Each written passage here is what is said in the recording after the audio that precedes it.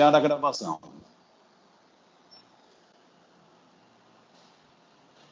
Pronto, eu acho que agora estamos no ar, aqui com a Vanessa Graziotin.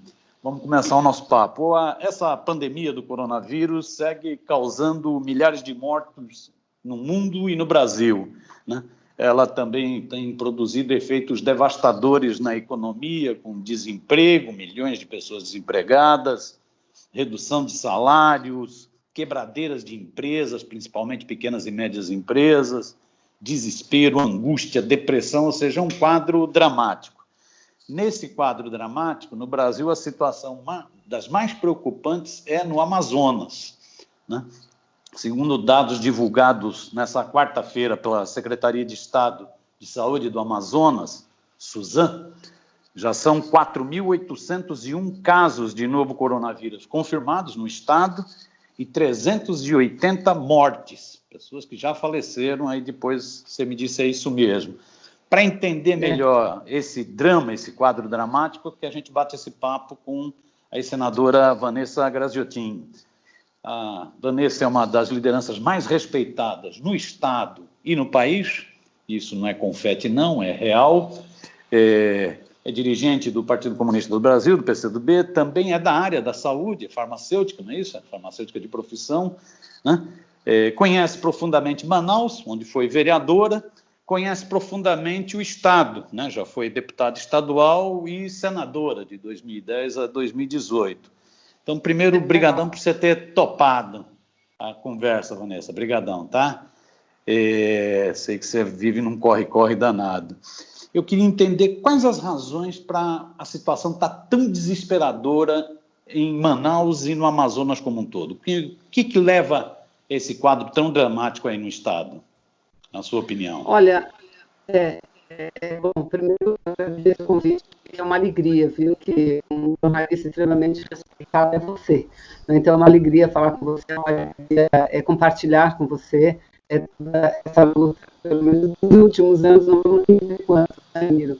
Só apenas um reparo, eu não fui nunca deputada estadual, eu fui deputada federal por 3 mandatos, ou seja, 12 anos, 8 anos no Senado Federal e mais 10 anos na Câmara de Vereadores, né? Então, acho que posso falar alguma coisa sobre o estado do Amazonas e principalmente nesse momento aí da pandemia. É lamentável o que a gente está vivendo, Miro, é muito triste. Você veja o Amazonas, Manaus principalmente, assumiu um destaque, né, em conteste nesse problema da pandemia. Isso é muito triste. Eu só quero começar quando você falou dos dados de Manaus e você deu do Manaus, não, do Amazonas, você deu o último dado de fato, né, que são 380 mortes já, nós quase chegamos a 400 mortes para quase 5.000 casos, 4.800 casos, ou seja, nós temos mais do que 8% o percentual de mortalidade, né, o que está muito acima da média nacional e da média do mundo inteiro.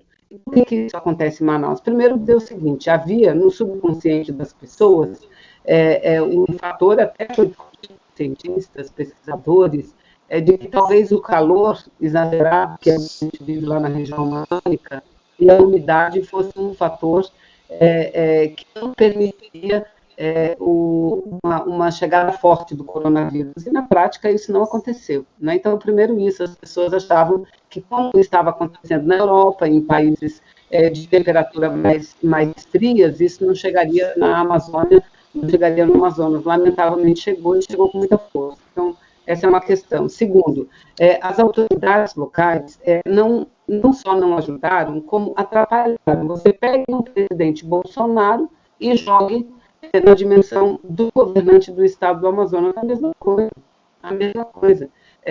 Houve uma subestimação, tal qual o Bolsonaro até hoje subestima, a dramaticidade, né, e o grau de letalidade disso, como isso pode atingir a sociedade. E o governador não tomou medida nenhuma, não tomou medida nem pedindo para ficar em casa. Quando ele pedia, ele fazia assim da boca para fora, porque não tomava nenhuma atitude prática para tirar as pessoas da rua. Então, o contágio, a contaminação comunitária, ela iniciou muito precocemente no estado do Amazonas, em particular na cidade de Manaus, não é?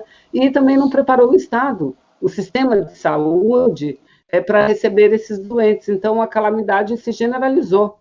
E quando o problema se instalou, a gente não viu uma unidade política se instalando para resolver os problemas. Pelo contrário, a guerra política só fez aumentar com o problema do coronavírus. Exatamente no momento em que deveria todos estar unidos, não.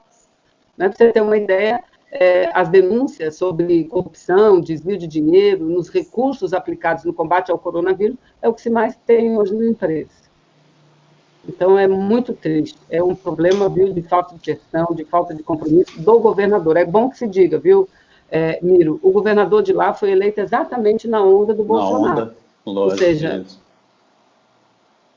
na onda do Bolsonaro. Nunca teve experiência de nada, nunca ocupou nenhum cargo político, era um apresentador de televisão, nenhum demérito, mas uma pessoa completamente inexperiente, que chegou assim no oba-oba, nunca teve um projeto de governo para o estado do Amazonas, né? Um projeto de desenvolvimento, de inclusão social, nunca teve. E agora, quando ele é chamado diante de uma crise gravíssima, não é? Porque é uma crise de saúde sanitária, uma crise econômica, ele, em vez de resolver pelo menos os problemas políticos para tentar resolver essas crises, não. Assim como Bolsonaro, ele só faz ampliar. A perspectiva, Vanessa, desse quadro já chegou no topo ou esse quadro vai piorar? A gente tem visto muitas cenas de hospitais, de colapso no sistema de hospitais, né, colapso na área de saúde, colapso na área de enterrar as pessoas, os cemitérios, né, valas comuns em cemitérios. Qual é a perspectiva? Isso piora? Como que você está vendo esse quadro? Ou nós já estaríamos na descida dessa curva dramática? Olha, eu não vou falar por uma opinião pessoal, mesmo que nessa hora, tratando desse assunto, o que menos importa são as opiniões pessoais. O que mais importa são os indicadores científicos, né? São os indicadores epidemiológicos. E eu tenho prestado muita atenção, tenho ouvido muito as autoridades sanitárias do Brasil e do mundo. E, lamentavelmente, Miro, o que tudo indica é que nós não alcançamos o pico ainda. Não estamos vivendo um decréscimo na nossa curva, pelo contrário, vivemos numa ascendente, não é? O que é muito complicado, o que é muito difícil. E eu quero dizer o seguinte, Miro, depois que isso tudo passar, porque nós temos uma prioridade agora, que é salvar as vidas, né? Então a gente tem que deixar essa guerra política de lado e procurar salvar vidas, ajudar nesse momento, né?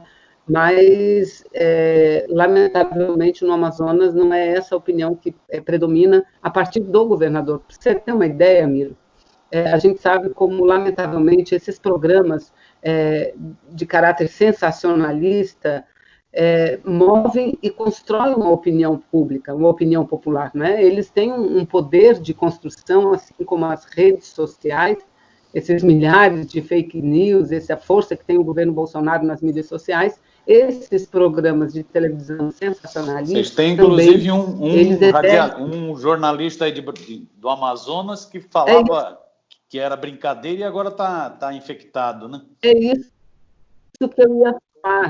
que eu ia falar, Miro. Então, eles exercem um poder sobre as pessoas inacreditável. Só que eu quero ir além do que isso. Lá no Amazonas a gente tem não só um programa, nós temos vários, mas tem 2 programas, eu quero aqui destacar primeiro tem um outro também, e aliás, são os 2 no mesmo canal, na mesma rede de comunicação. Tem um programa que é desse jornalista chamado Sequeira Júnior. Ele fez tanto sucesso no Amazonas que ele passou a ter um programa nacional. Através da Rede TV, né? E que ele faz através de Manaus. Ele começou a pandemia, é um programa assim terrível, é um programa claramente montado para proteger o governo Bolsonaro e para proteger o governo Wilson Lima, que é o governador do estado do Amazonas. Aí começou a pandemia, né? Como ele está lá para cumprir ordens desses 2 governantes, do Bolsonaro e do Wilson Lima, ele começou a repetir tudo que o Bolsonaro dizia. O Wilson Lima não dizia, mas também não agia no sentido contrário, entendeu? Ele coloca outras pessoas para falar em nome dele. Então, ele começou isso com muita força. Vamos trabalhar, isso é bobagem, é uma gripezinha e tal. Agora está lá, ele doente, e parece-me que o seu estado de saúde agravou. O seu estado de saúde agravou, não é? E mais, esse Sequeira Júnior, ele trabalha no mesmo canal de televisão que trabalhava o governador do Amazonas. Exatamente. O lema dele na televisão era a bronca agora era comigo. Então, não, era uma campanha assim rasa. Não discutia problema nenhum, só dizia bronca é comigo, problema na saúde, a bronca é comigo, problema na educação, a bronca é comigo. Resultado, agora nós estamos metidos numa bronca que está difícil de sair, uma bronca gravíssima, porque está tirando vida de pessoas. Olha, Miro, tudo aquilo que a gente vê na televisão é tão real que esses fakes, esses bolsonaristas, não é? Eles estão agora tentando disseminar de que está tendo um enterro em Manaus com um caixão vazio. Olha só, a maldade. Como é que alguém ia fazer um negócio desse, fazer enterro com um caixão vazio? Gente, é lamentável, mas eu acho que nós temos que começar. Eu tenho dito desde a primeira hora, desde o primeiro momento, a principal forma de preparar o Brasil teria sido estocar testes. Ter um número, não o necessário, que a gente sabe que nenhum país do mundo nessa hora vai ter não o ideal. Nenhum país do mundo chega a ter o ideal por conta da demanda. Mas o necessário, grande parte dos países estão tendo. Olha, o último dado que eu vi, Miro, o Brasil, os Estados Unidos fazia 15 mil testes por milhão de pessoas, agora eles vão testar muito mais, estão querendo paulatinamente voltar, né, ao trabalho, à produção, abrir o comércio, mas isso lá, segundo eu tenho lido, só será feito a partir do momento que eles puderem fazer 500 mil testes para cada milhão de habitantes. Então, essa é a meta deles. Nós não temos essa meta aqui, porque enquanto os Estados Unidos faz 15 mil, o outro país faz 7 mil por milhão de habitantes, o último dado que a gente tinha, que eu li pelo menos, eram de menos de 300 testes por milhão de habitantes. Então, a subnotificação é muito alta. Manaus morre muito mais, o número... ontem você viu, né? Sim. Ontem a entrevista foi dado do Nelson... Ontem a entrevista do Nelson Trash, do Nelson Reich, né, como estão chamando, ele simplesmente releva a importância desses testes, né, deixa de lado e dá como se a coisa já estivesse sendo resolvida. Né? Quando é isso, o que nós temos no Brasil é subnotificação, e parece que no caso aí do Amazonas, o grau de subnotificação é elevadíssimo, né? Tanto de subnotificação de quem está infectado, como de subnotificação de quem morreu por Covid. Me parece que é isso, né? Olha, os estudos também técnicos e científicos mostram que o grau de subnotificação do Brasil varia de 7 a 15.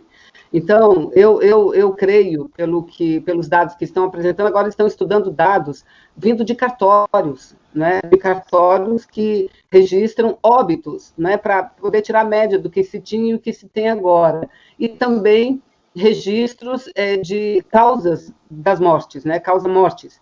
Ou seja, uma boa parte não está lá coronavírus, mas morre por insuficiência respiratória grave, aguda. Né? Isso, obviamente, possivelmente, claro que dá pneumonia, mas a pneumonia por quê? Porque foi contaminado com o coronavírus. Então, Miro, eu creio que Manaus, o Amazonas, ele deve estar enquadrado no máximo dessa subnotificação, ou seja, que nós, sem risco, poderíamos multiplicar os casos de morte por 10 vezes, ou seja, não teríamos 380, nós teríamos 4 mil mortes. 3.800 mortes, quase, e até mais, eu acho que chegamos até mais. Se pegar todos esses dados e lá adiante a gente vai ver que é isso mesmo, né?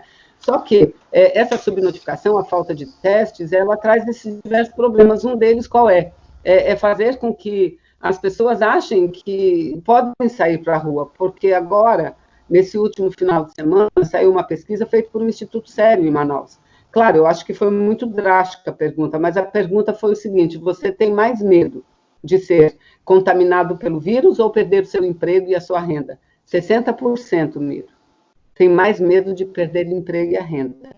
e 38% somente de ser contaminado pelo vírus, né? É claro, então, esses dados, eles não mostram de fato qual é a realidade, e isso encoraja as pessoas a irem para a rua no momento que elas deveriam estar exatamente ampliando esse isolamento. Em relação ao ministro, Miro, eu assisti, quero aqui fazer um ponto e vírgula, eu assisti muitos comentários sobre a saída do Mandetta, da esquerda, inclusive.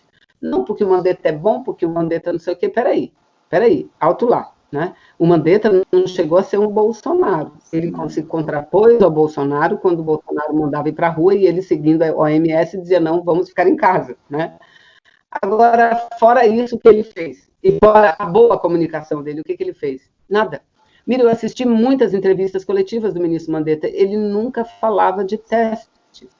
Ele só falava dos testes quando perguntado pelo jornalista, e mesmo assim o óleo passava rapidamente. Esse novo ministro, esse teste que entrou, ele entrou dizendo o seguinte, eu também acompanhei, temos que ter teste, é muito teste. Parou de falar. Por que será que parou de falar, como você está dizendo? Por que será? Então, esse fator, esse elemento, e não é um elemento caro, você tem a Anvisa agora liberou para as farmácias? Você viu? Liberou o teste rápido para ser... Isso, sim, vi. O valor varia desses testes rápidos de 130 a 200 reais. O governo não quer investir? Será que esse é o problema? Porque não é a falta de testes. Quantos países, parece que o Ceará, que recebeu um avião, né, cargueiro com não sei quantas toneladas, 1.000 toneladas de equipamentos, já recebeu uma quantidade, não sei o número exato, mas significativa de testes. Por que o Ministério não coordenou isso, não distribuiu em todo o país? Porque é isso, você tem que, e vai ter uma hora que as pessoas, por conta própria, vão começar a querer voltar, né? Ou seja, os países da Europa estão preparando isso, mas preparando com todo cuidado, para preservar as vidas. E como é que tem esse cuidado? É você ter a capacidade de, em diagnosticado um doente, um infectado, você fazer busca ativa em todo o círculo de convivência daquele doente, em todo, a pessoa esteja ou não com sintoma, todos testarem, para aí você fazer um isolamento mais seletivo. Mas enquanto isso não acontecer no Brasil, Miro, nós não podemos abrir mão do isolamento social. Lógico. Não podemos de jeito nenhum, porque é isso, os cientistas, os pesquisadores, as autoridades sanitárias mostram que o Brasil, isso não é um meio de comunicação, todos estão andando no mundo inteiro, o Brasil pode vir a ser o epicentro desse problema. Os Estados Unidos, ele tem 1/3 dos infectados do mundo, né? 1/3. Já morreu mais gente, acho que já se aproxima de 55 mil do que morreu. Já está na casa dos 60 mil. Já está mais do que a guerra do Vietnã. Mais do que a guerra do Vietnã. Já ultrapassou. E o Donald Trump acabou de dar uma entrevista dizendo da sua preocupação com o Brasil, que todos os indicadores mostram que o Brasil está entrando num caminho de infecção muito complicado, inclusive sugerindo que todos os 9 voos que sobraram entre os Estados Unidos e o Brasil, semanais, que fossem cancelados. Ou seja, os Estados Unidos, que tem o maior número de mortes, falando isso, né? E o presidente aqui dizendo que todo mundo tem que voltar. E daí, aquelas mortes?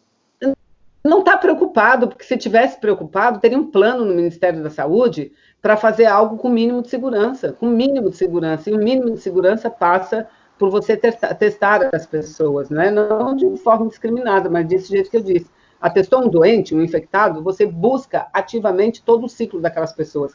Aqui no Brasil, Miro, nem os profissionais da saúde conseguem, agora que eles estão começando a ter, eu até posso dizer o privilégio, né? Porque é tão pouco teste que tem, que eles têm que ver para quem oferece, né? E lá no Amazonas, para voltar um pouco, não sei se você viu, teve uma manifestação diante do maior pronto-socorro da cidade, o Hospital de Pronto-Socorro 28 de agosto, vários servidores não paralisaram, ficaram 1 hora só protestando com cartazes, perderam colegas que morreram. Lá no Amazonas tem, acho que são mais de 400 que estão afastados. E que estão com o salário atrasado há um tempão, né? 4, 5 meses. Salários atrasados. Aí sabe o que fizeram? estão querendo demitir. A direção do hospital devolveu 12 desses servidores, ou 10 desses servidores, tirou do atendimento. Por quê? Porque foram protestar, para ter o mínimo do direito a ter EPI. Aí diz, mas tem EPI para todo mundo, EPI para usar um dia inteiro, e EPI não se usa um dia inteiro. Uma pessoa que trabalha com infectados em UTI precisa de uma segurança maior, né? Ou seja, é difícil a situação, Miro. Vanessa, eu vou agradecer muito a tua contribuição. Eu acho que nós vamos voltar a nos falar nesse período, infelizmente, ainda sobre esse assunto, já que, pelos dados que nós temos, é isso, a tendência desse drama no Amazonas crescer muito, né? Então, acho que a gente ainda volta a se falar nesse triste cenário. Mas te agradeço de coração pelo bate-papo, tá ok? Valeu? Muito obrigado, um abraço. À disposição. Beijão para você. Parabéns pelo trabalho. Beijão para você.